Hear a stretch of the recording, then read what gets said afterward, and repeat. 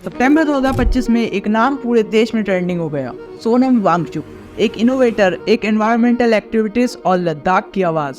अब उनका नाम सिर्फ इनोवेशंस के लिए नहीं बल्कि एक बड़े केस के चलते न्यूज में भी है। तो क्या है पूरा मैटर, क्यों हुए वो अरेस्ट और अब सुप्रीम कोर्ट में क्या चल रहा है? आज की इस वीडियो में हम बात करेंगे सोनम वांगचुक के केस की पूरी कहानी के बारे में। सबसे पहले समझते हैं कि सोनम वांगचुक कौन है। ये लद्दाख के एक इंजीनियर, टीचर और एनवायरमेंटल एक्टिविस्ट हैं। इन्होंने SECMOL नाम का इंस्टीट्यूट बनाया जहां लद्दाख के बच्चों को रियल लाइफ एजुकेशन दी जाती है। उनका आइस ट्रूपर प्रोजेक्ट दुनिया भर में मशहूर हुआ, जिससे ग्लेशियर्स के पानी को स्टोर करके फार्मिंग में यूज किया जा सके। पिछले कुछ सालों से वो लद्दाख को स्टेट 2.6 शेड्यूल में शामिल करने की डिमांड कर रहे हैं। उनका कहना है कि लद्दाख के लोगों को अपना जमीन, पानी और रिसोर्सेज पर कॉन्स्टिट्यूशनल राइट्स मिलने चाहिए, लेकिन यही डिमांड अब एक बड़े पॉलिटिकल मुद्दे में बदल गई। 24 सितंबर 2025 को लेह लद्दाख में एक प्रोटेस्ट शुरू हुआ। ये प्रोटेस्ट था लद्दाख के लोगों के स्टेट 2.6 शेड्यूल की डिमांड को लेकर। शुरू में ये प्रोटेस्ट पीसफुल था, लेकिन धीरे धीरे वायलेंस बढ़ गया।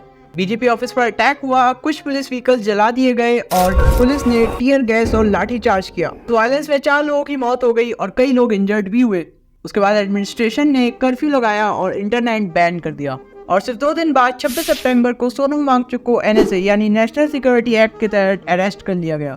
उन्हें जोधपुर सेंट्रल जेल शिफ्ट कर दिया गया। उसी समय उनके NGO SECMOL का FCRA लाइसेंस भी कैंसिल कर दिया, मतलब अब वो फॉरेन फंडिंग नहीं ले सकते। उन्हें जोधपुर सेंट्रल जेल शिफ्ट कर दिया गया। उसी समय उनके NGO SECMOL का FCRA लाइसेंस भी कैंसिल कर दिया।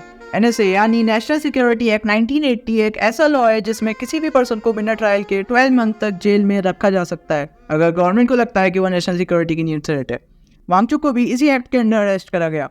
और तब से उनकी वाइफ गीतांजलि जे एंगोमो ने सुप्रीम कोर्ट में पिटीशन फाइल की है। उनका कहना है कि अरेस्ट इलीगल है। ना तो उन्हें ग्राउंड्स ऑफ डिटेंशन दिए गए, ना उनको अपने हस्बैंड से मिलने दिया गया। सुप्रीम कोर्ट ने सेंटर और लद्दाख एडमिनिस्ट्रेशन को नोटिस भेजा और कहा कि उनकी वाइफ को वांगचुक से मिलने दिया जाए। कोर्ट ने अभी तक अरेस्ट के रीजंस डिस्क्लोज करने का ऑर्डर नहीं दिया है, लेकिन अगली हियरिंग 14 अक्टूबर को होगी। ये केस अब कॉन्स्टिट्यूशनल राइट्स और गवर्नमेंट पावर के बीच एक टेस्टिंग पॉइंट बन गया है। जब से वांगचुक अरेस्ट हुए हैं, सोशल मीडिया पर कई फेक वीडियोस और र्यूमर्स वायरल हो गए। एक वायरल वीडियो में क्लेम किया गया कि लद्दाख के एडिशनल DGP ने बोला कि दिल्ली ने वांगचुक की अरेस्ट का डायरेक्ट ऑर्डर दिया।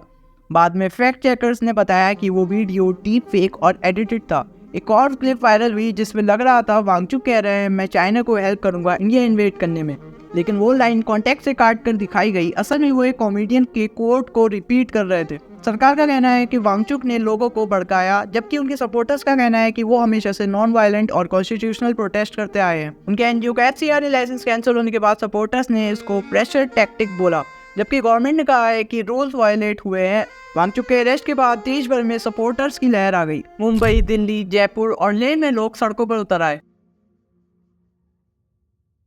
एनवायरमेंटल एक्टिविस्ट ने मुंबई के आर्य कॉलोनी में प्रोटेस्ट किया और बोला वांगचुक जैसे लोगों को जेल में नहीं बल्कि क्लासरूम में होना चाहिए। वांगचुक ने जेल से एक मैसेज भेजा जिसमें लिखा था मैं तब तक जेल में रहूंगा जब तक जस्टिस नहीं मिलता। अब सभी की नजर सुप्रीम कोर्ट की नेक्स्ट हियरिंग पर है, जो कि 14 अक्टूबर को होने वाली है। क्या कोर्ट गवर्नमेंट से डिटेंशन के ग्राउंड मांगता है? वांगचुक को रिलीफ मिलता है या NSA के तहत उनकी कस्टडी बढ़ा दी जाती है? क्या लद्दाख के स्टेट 2.6 शेड्यूल का इशू पॉलिटिकल सॉल्यूशन तक पहुंचेगा? आने वाले हफ्ते इस केस के फ्यूचर को डिसाइड करेंगे और शायद इंडिया में एक्टिविज्म और डिसेंट के एनवायरनमेंट को भी। सोनम वांगचुक का केस सिर्फ उनके अरेस्ट तक लिमिटेड नहीं, बल्कि ये एक सिंबल बन गया है कि क्या डेमोक्रेसी में सरकार से अलग सोचना जुर्म है? क्या हर प्रोटेस्ट को नेशनल सिक्योरिटी थ्रेट कहकर दबाया जा सकता है? अगली हियरिंग तक सबका सवाल यही है कि जस्टिस जीतेगा या पावर।